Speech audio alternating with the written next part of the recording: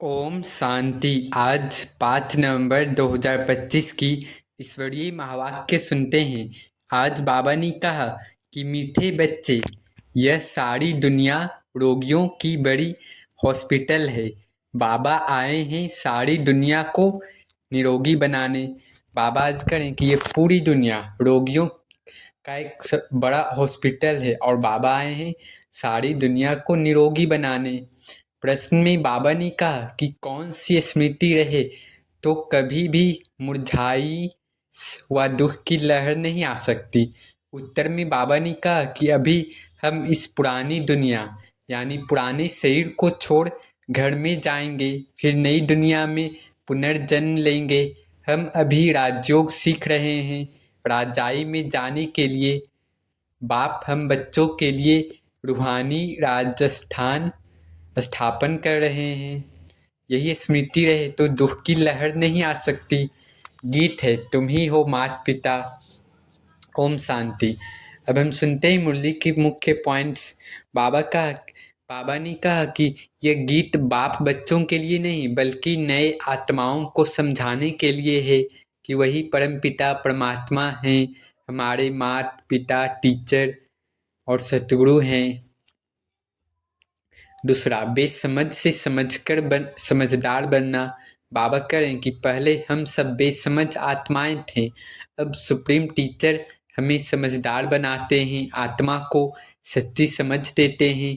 तीसरा मुख्य पाठ है सबसे पहले देही अभिमानी बनो। देह अभिमान छोड़ो। जब तक आत्म अभिमान नहीं आता बाप की याद टिक नहीं सकती। चौथा है यह दुनिया रोगी अस्पताल है। सारी पुरानी दुनिया रोगी यानी पतित है और बाप आकर इस विश्व रूपी हॉस्पिटल में सब आत्माओं को निरोगी बनाते हैं। पांचवा है बाप से सच्चा प्यार। बाबा ने कहा कि पारलौकिक बाप को कोई नहीं जानते। बाप कहते हैं मुझसे प्यार रखो क्योंकि अब मुझे साथ लेकर ही घर वापस चलना है। छठा है सच्चा योग रूहानी यात्रा। बाबा ने कहा कि यह रूहानी यात्रा है, आत्मा की परमात्मा के पास जाने की यात्रा। अपनी को आत्मा समझ बाप को याद करना ही सच्चा योग है। सातवां है सत्य और झूठ खंड का भेद।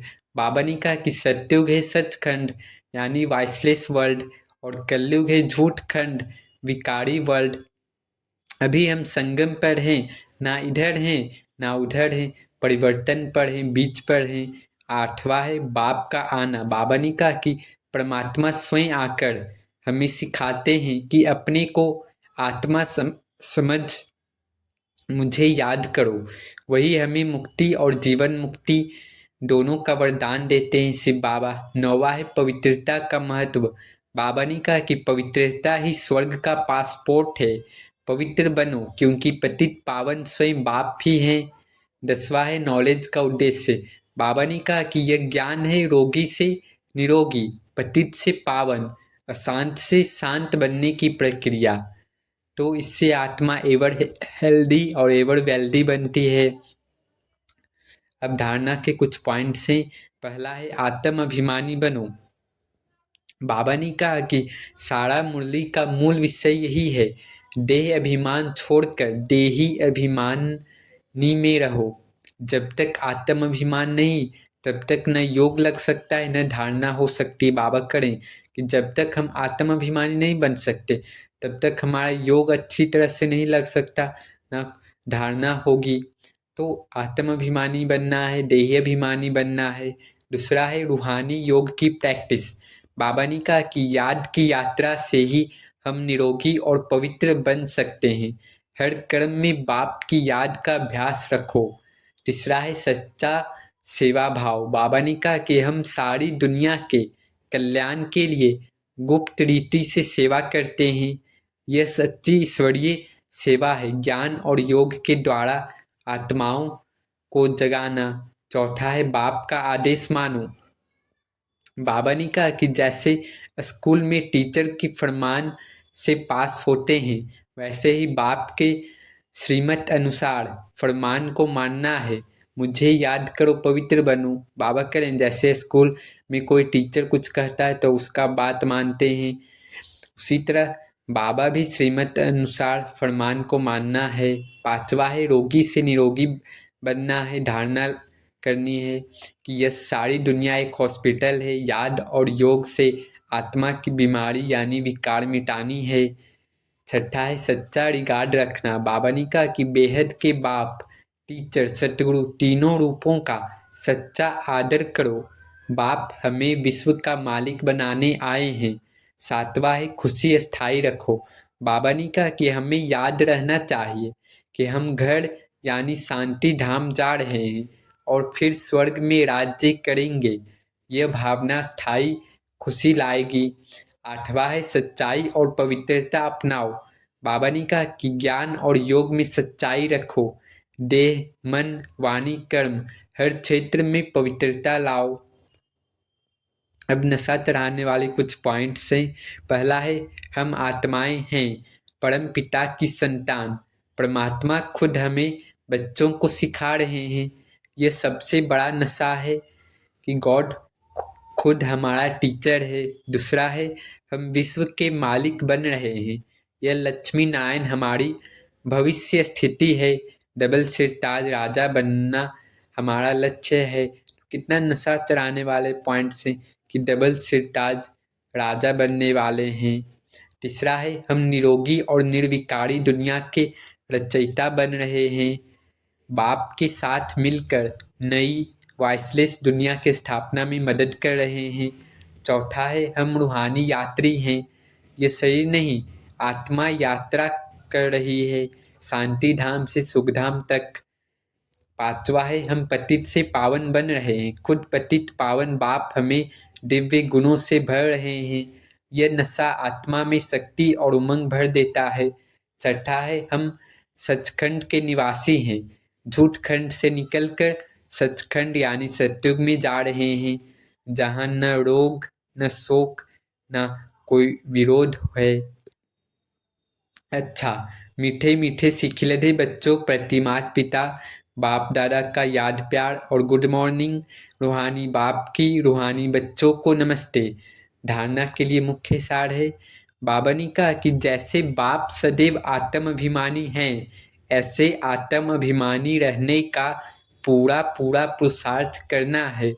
जैसे शिव बाबा आत्माभिमानी है, आत्मा है, वैसे अपने को भी पूरा पूरा पुरुषार्थ कर आत्माभिमानी बनना है। और एक बाप को दिल से प्यार करते करते बाप के साथ घर चलना है। दूसरा है बेहद के बाप का पूरा पूरा रिगार्ड रखना है, अर्थात बाप के फरमान पर चलना है। बाप का पहला फरमान है बच्चे अच्छी रीति पढ़कर पास हो जाओ। बाबा करेंगे, बाबा का पहला फरमान है कि अच्छी रीति पढ़कर पास हो जाओ। इस फरमान को पालन करना है। वरदान में बाबा ने कहा कि शक्तिशाली सेवा द्वारा निर्बल में बल भरने वाले सच्चे सेवाधारी भव।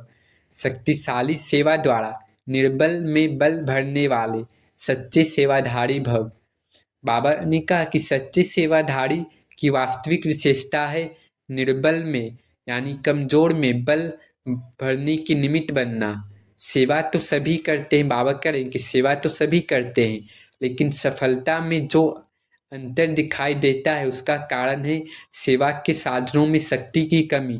जैसे तलवार में अगर जौहर नहीं तो वह तलवार का काम नहीं करती, ऐसे सेवा के साधनों में यदि याद की शक्ति का जौहर नहीं तो सफलता नहीं। इसलिए शक्तिशाली सेवाधारी बनो। निर्बल में बल भर के क्वालिटी वाली आत्माएं निकालो, तब कहेंगे सच्चे सेवाधारी। बाबा करेंगे निर्बल में कमजोर में बल यानी शक्ति भरकर क्वालिटी वाली आत्माओं निकालो, तब कहेंगे सच्चे सेवाधारी। स्लोगन में बाबा ने कहा कि हर परिस्थिति को उड़ती कला का साधन समझकर सदा उड़ते रहो। हर परिस्थिति को उड़ती कला का साधन समझकर सदा उड़ते रहो।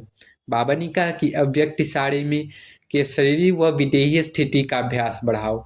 जैसे वैसे अशरीरी होना सहज है, लेकिन जिस समय कोई बात सामने हो, कोई सर्विस के झंझट सामने हो, कोई हलचल में लाने वाली परिस्थितियां हों, ऐसे समय में सोचा और अशरीरी हो जाए। बाबा कह रहे हैं कि वैसे अशरीरी होना सहज है, आसान, लेकिन कोई परिस्थिति आ गई, कोई हलचल आ गई, तब ऐसे ऐसे समय में सोचा और अशरीरी हो जाएं। इसके लिए बहुत समय का अभ्यास चाहिए। बाबा कह रहे हैं बहुत समय का अभ्यास होना चाहिए। सोचना और करना साथ साथ चले, तब अंतिम पेपर में पास हो सकेंगे। अच्छा, ओम शांति, ओम शांति, ओम शांति।